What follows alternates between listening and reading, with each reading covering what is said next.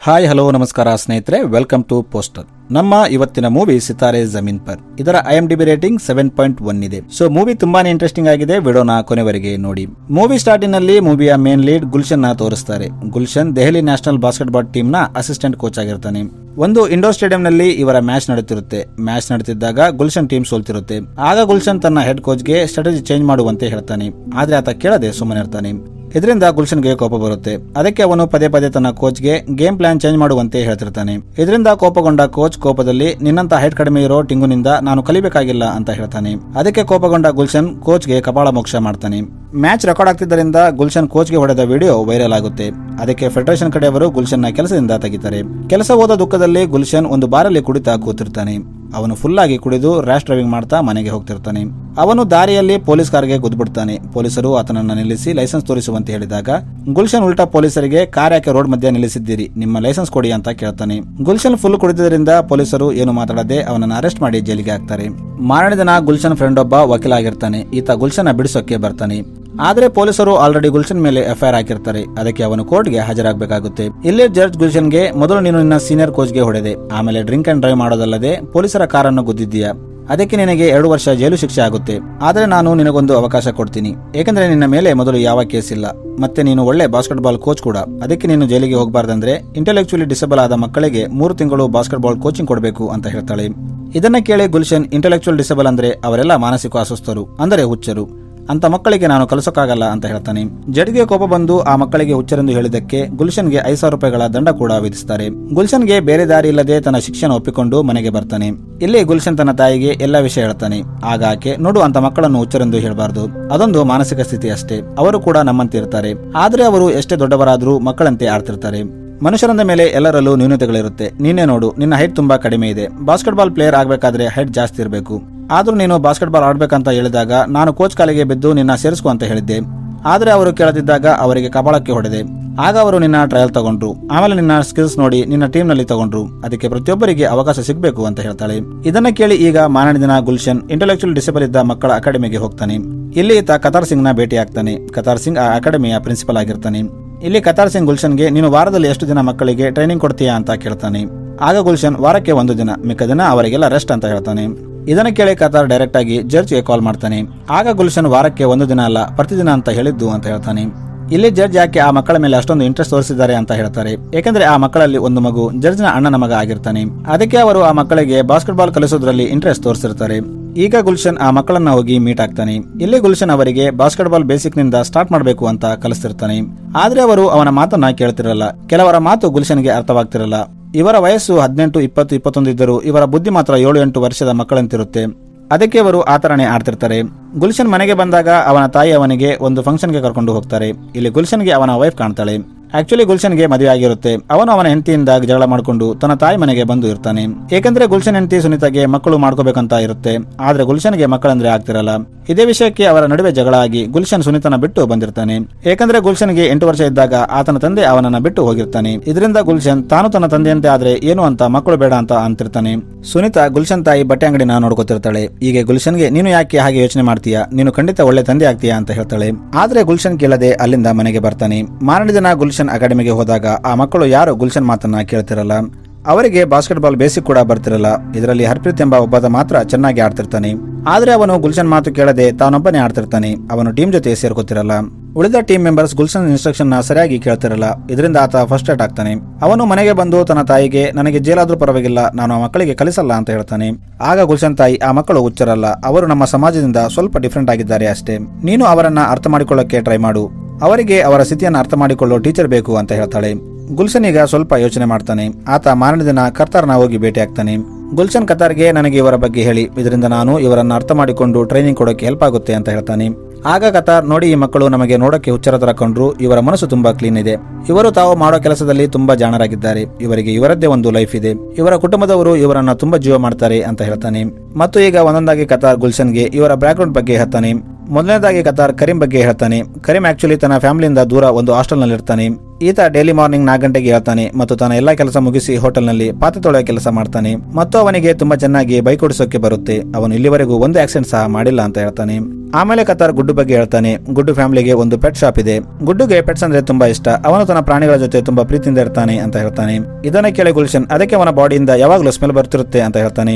ಆಗ ಕತಾರ್ ಹಾಗಲ್ಲ, ಆಕ್ಚುಲಿ ಅವನು ಸ್ನಾನ ಮಾಡಲ್ಲ, ಯಾಕಂದ್ರೆ ಅವನಿಗೆ ನೀರಂದ್ರೆ ಭಯ. ಒಂದು ಬಾರಿ ಅವನು ಸಣ್ಣವನಿದ್ದಾಗ ನೀರಲ್ಲಿ ಮುಳುಗುತ್ತಿದ್ದ, ಆಗ ತುಂಬಾ ಕಷ್ಟದಿಂದ ಅವನ ಪ್ರಾಣ ಉಳಿತು. ಅದಕ್ಕೆ ಅವನು ಅವತ್ತಿಂದ ಸ್ನಾನ ಮಾಡೋದನ್ನ ಬಿಟ್ಬಿಟ್ಟ ಅಂತ ಹೇಳ್ತಾನೆ. ಈಗ ಕತಾರ್ ಸದ್ಬೀರ್ ಬಗ್ಗೆ ಹೇಳ್ತಾರೆ. ಸದ್ಬೀರ್ ಫ್ಯಾಮಿಲಿ ಒಂದು ಗ್ಯಾರೇಜ್ ನಡೆಸ್ತಿರುತ್ತೆ. ಸದ್ಬೀರ್ಗೆ ಕಾರ್ಗಳ ಬಗ್ಗೆ ಎಲ್ಲ ಗೊತ್ತಿದೆ ಅಂತ ಹೇಳ್ತಾನೆ. ಈಗ ಶರ್ಮಾಜಿ ಬಗ್ಗೆ ಹೇಳ್ತಾರೆ. ಶರ್ಮಾಜಿಗೆ ತಾಯಿ ಇರಲ್ಲ. ಈತ ತನ್ನ ತಂದೆ ಮತ್ತು ಚಿಕ್ಕಪ್ಪ ಜೊತೆ ಇರ್ತಾನೆ. ಶರ್ಮಾಜಿ ಒಂದು ಕೆಫೆಯಲ್ಲಿ ಕೆಲಸ ಮಾಡ್ತಿರ್ತಾನೆ. ಆಕ್ಚುಲಿ ಶರ್ಮಾಜಿ ಏನು ಮಾತಾಡ್ತಾನೆ ಅಂತ ಯಾರಿಗೂ ಅರ್ಥವಾಗ್ತಿರಲ್ಲ. ಅದಕ್ಕೆ ಶರ್ಮಾಜಿ ಕೆಲಸ ಮಾಡೋ ಕೆಫೆಯಲ್ಲಿ ಆತ ಏನು ಮಾತಾಡ್ತಿದ್ದಾನೆ ಅಂತ ಕರೆಕ್ಟ್ ಆಗಿ ಹೇಳಿದ್ರೆ ಅವರಿಗೆ 10% ಡಿಸ್ಕೌಂಟ್ ಕೊಡ್ತಿರ್ತಾರೆ. ಈಗ ಕತಾರ್ ಲೋಟಸ್ ಬಗ್ಗೆ ಹೇಳ್ತಾನೆ. ಲೋಟಸ್ ಒಂದು ಡೈ ಫ್ಯಾಕ್ಟರಿಯಲ್ಲಿ ಕೆಲಸ ಮಾಡ್ತಿರ್ತಾನೆ.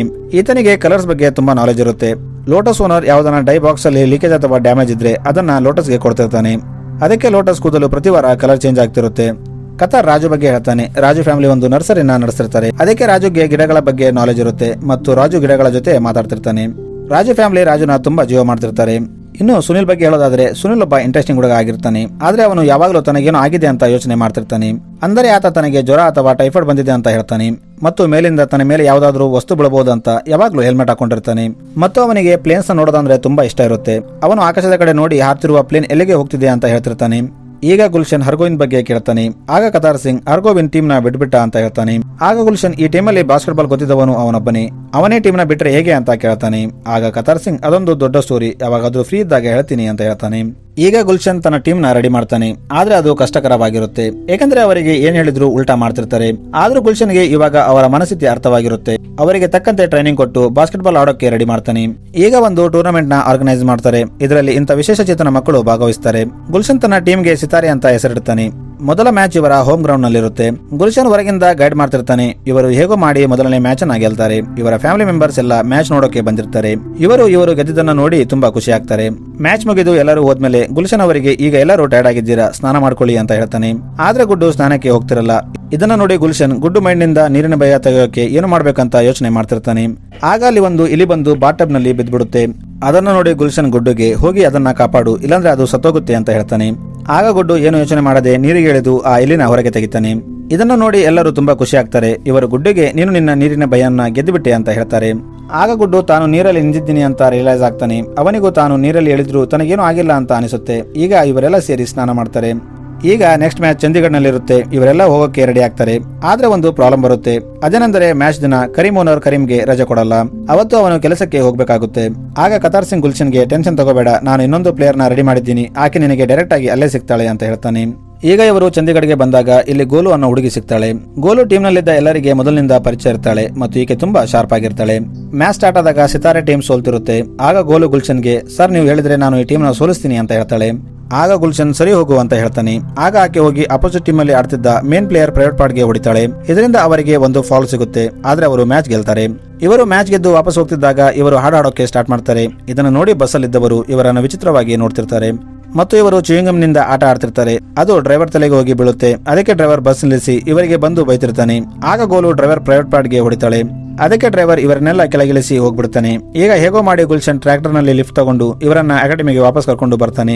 ಆದ್ರೆ ವಾಪಸ್ ಬಂದ ಮೇಲೆ ಗುಲ್ಶನ್ ಅವರ ಮೇಲೆ ಕೋಪ ಮಾಡಲ್ಲ. ಅವನು ಅವರ ಪರಿಸ್ಥಿತಿನ ಅರ್ಥ ಮಾಡ್ಕೋತಾನೆ. ಆದ್ರೆ ಒಂದಂತೂ ನಿಜ, ಇವರನ್ನ ಕರ್ಕೊಂಡು ಪಬ್ಲಿಕ್ ಟ್ರಾನ್ಸ್ಪೋರ್ಟ್ ನಲ್ಲಿ ಹೋಗಕ್ಕಾಗಲ್ಲ ಅಂತ ಹೇಳ್ತಾನೆ. ಈಗ ಗುಲ್ಶನ್ ತನ್ನ ವೈಫ್ ಸುನಿತಾ ಹತ್ರ ಹೋಗ್ತಾನೆ. ಇಲ್ಲಿ ಗುಲ್ಶನ್ ಸುನಿತಾಗೆ ಈ ಮಕ್ಕಳ ಬಗ್ಗೆ ಹೇಳ್ತಾನೆ. ಆಗ ಸುನಿತಾ ಒಂದು ಬಸ್ ನ ಅರೇಂಜ್ ಮಾಡ್ತಾಳೆ. ಇವರು ಈಗ ಎಲ್ಲೇ ಮ್ಯಾಚ್ ಇದ್ರು ಆ ಬಸ್ ಅಲ್ಲಿ ಹೋಗ್ತಿರ್ತಾರೆ. ಸುನಿತಾ ಬಸ್ ನ ಡ್ರೈವ್ ಮಾಡ್ತಾಳೆ. ಹೀಗೆ ಇವರು ಎಲ್ಲ ಮ್ಯಾಚ್ ನ ಗೆಲ್ತಾ ಹೋಗ್ತಾರೆ. ಇದೇ ಪ್ರೊಸೆಸ್ ನಲ್ಲಿ ಸುನಿತಾ ಮತ್ತು ಗುಲ್ಶನ್ ಕ್ಲೋಸ್ ಆಗ್ತಾರೆ. ಆಗ ಸುನಿತಾ ಗುಲ್ಶನ್ ಚೇಂಜ್ ಆಗಿದ್ದಾನೆ ಅಂತ ತಿಳ್ಕೊಂಡು ನಾವು ಮಕ್ಕಳು ಮಾಡ್ಕೊಳ್ಳೋಣ ಅಂತ ಹೇಳ್ತಾಳೆ. ಆಗ ಗುಲ್ಶನ್, ನೋಡು ನಮಗೆ ಏಜ್ ಆಗಿದೆ, ಈ ಟೈಮಲ್ಲಿ ನಾವು ಮಕ್ಕಳು ಮಾಡ್ಕೊಂಡ್ರೆ ಈ ಮಕ್ಕಳಂತೆ ನಮ್ಮ ಮಕ್ಕಳು ಹುಟ್ಟಬಹುದು ಅಂತ ಹೇಳ್ತಾನೆ. ಆಗ ಸುನಿತಾ ಕೋಪ ಮಾಡ್ಕೊಂಡು ಅಲ್ಲಿಂದ ಹೋಗ್ಬಿಡ್ತಾಳೆ. ಸುನಿತಾ ಅಲ್ಲಿಂದ ಹೋದ್ಮೇಲೆ ಅಲ್ಲಿ ಸುನಿಲ್ ಬರ್ತಾನೆ. ಸುನಿಲ್ ಗುಲ್ಶನ್ಗೆ, ಸರ್ ನಮ್ಮಂತ ಮಕ್ಕಳು ಯಾರಿಗೆ ಬೇಡ, ಅಷ್ಟೇ ಯಾಕೆ ನನ್ನ ಮಗು ನನ್ನಂತಾಗೋದು ನನಗೆ ಇಷ್ಟ ಇಲ್ಲ, ಆದ್ರೆ ಪ್ರತಿ ಮಗು ತಂದೆ ನಿಮ್ಮಂತ ಇರಬೇಕು ಅಂತ ಹೇಳ್ತಾನೆ. ಅಷ್ಟು ಹೇಳಿ ಸುನಿಲ್ ಅಲ್ಲಿಂದ ಹೋಗ್ಬಿಡ್ತಾನೆ. ಸುನಿಲ್ ಮಾತು ಗುಲ್ಶನ್ ಹೃದಯದಲ್ಲಿ ನಾಟುತ್ತೆ. ಅವನು ಇವರನ್ನ ತಪ್ಪಾಗಿ ಅರ್ಥ ಮಾಡ್ಕೊಂಡೆ ಅನ್ಕೋತಾನೆ. ಈಗಿಂದ ಗುಲ್ಶನ್ ಈ ಮಕ್ಕಳನ್ನ ತನ್ನ ಮಕ್ಕಳಂತೆ ಟ್ರೀಟ್ ಮಾಡ್ತಾನೆ. ಗುಲ್ಶನ್ ಅವರಿಗೆ ಬೇಕಾದ ಎಲ್ಲ ಕೆಲಸ ಮಾಡ್ತಾನೆ. ಅವರು ಏನು ಕೇಳಿದರೂ ತಂದು ಕೊಡ್ತಾನೆ. ಅವರ ಶೂಲೇಸ್ ಕಟ್ಟಿಲ್ಲ ಅಂದ್ರೂ ಗುಲ್ಶನ್ ಅದನ್ನ ಕಟ್ತಿರ್ತಾನೆ. ಈಗ ಮಾರನೇ ದಿನ ಇವರ ಸೆಮಿಫೈನಲ್ ಮ್ಯಾಚ್ ಇರುತ್ತೆ. ಈಗ ಇವರೆಲ್ಲ ಆಡೋಕೆ ಹೋಗ್ತಾರೆ.